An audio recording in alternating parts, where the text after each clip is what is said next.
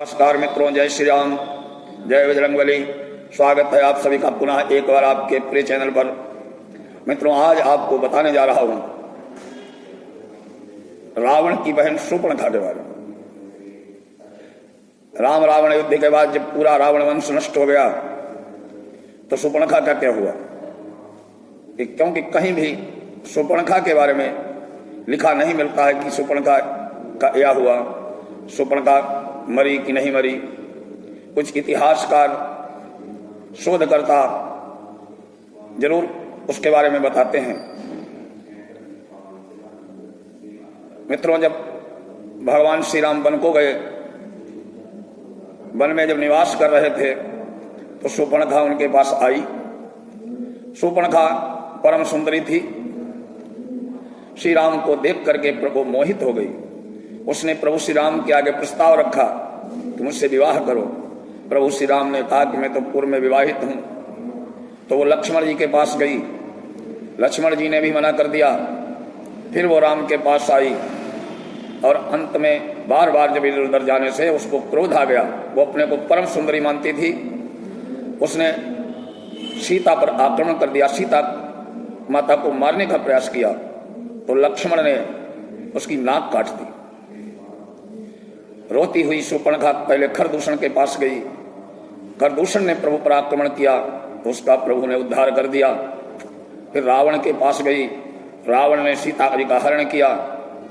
सीता जी को पुनः प्राप्त करने के लिए प्रभु राम ने श्रीलंका पर आक्रमण किया और रावण का वंश का विध्वंस हुआ। रावण का एक भाई विभीषण ने अपने भाई का साथ नहीं दिया। वो प्रभु श्री राम की तरफ चला गया। रावण के अंत के बाद प्रभु श्री राम ने विभीषण को ही लंका का रावण राजा बनाया। लेकिन शूर्पणखा का क्या हुआ, ऐसा कहीं नहीं लिखा मिलता।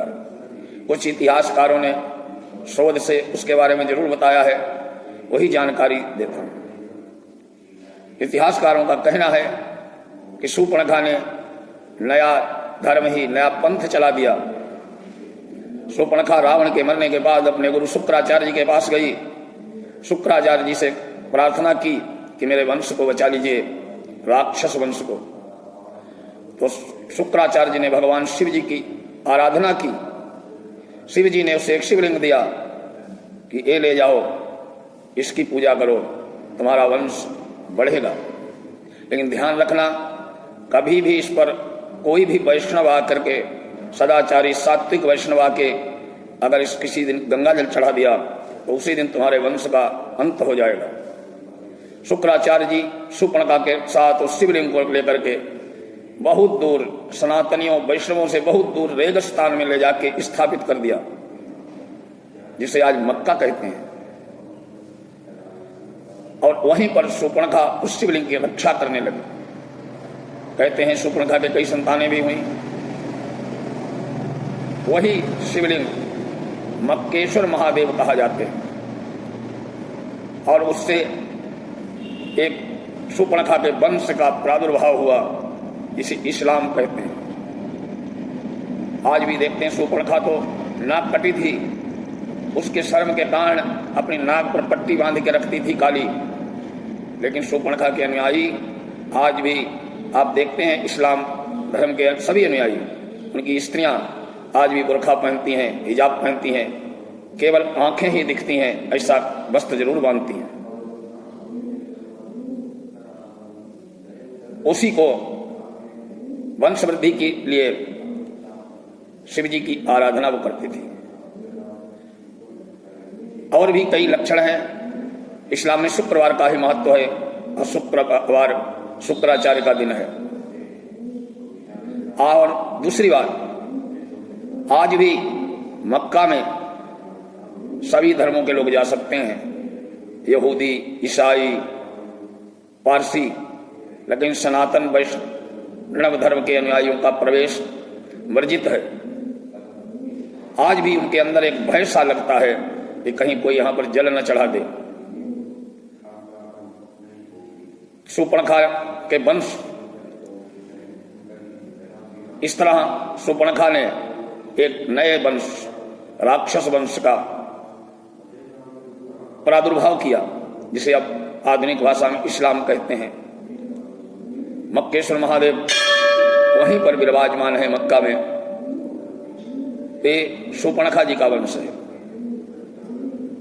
जिस दिन ऐसी मान्यता है, सुनने को मिल जाता है, बहुत कहते मिलेंगे कि वहां पर जाकर के कोई वैष्णव जल चढ़ा देगा तो इस शूर्पणखा के राक्षस जाति की वंश का अंत हो जाएगा।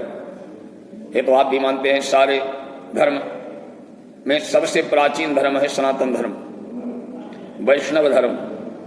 सारे धर्मों से बार बार अलग अलग पंथों की उत्पत्ति हुई है। बहुत सी राक्षस जातियों ने अपने अलग पूजा पंथ प्रार्थना के भेद पैदा कर लिए, जिससे अनेक जातियां उपजातियां पंथ पैदा हुए।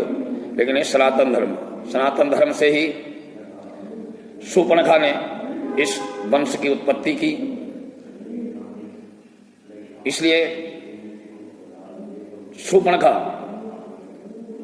का जो राक्षस जाति है वही सारे गुण, जैसे रावण आदि अत्याचार करते थे दुनिया में, शूर्पणखा के वंशज भी जहां रहते हैं कहीं शांति से नहीं रह रहे। शूर्पणखा के जो परिवारीजन हैं, जो आज दूसरे रूप में है, इस्लाम के रूप में, दुनिया में कहीं रहे, पहले पड़ोसी को मारेंगे, पड़ोसी को नहीं मिलेगा तो आपस में मरेंगे। मतलब उन्हें हर हाल में वही राक्षसी स्वभाव बना के रखना है। लड़ाई उनके स्वभाव में है, अशांति पैदा करना उनके स्वभाव में है। यही है शूर्पणखा का असली वंश।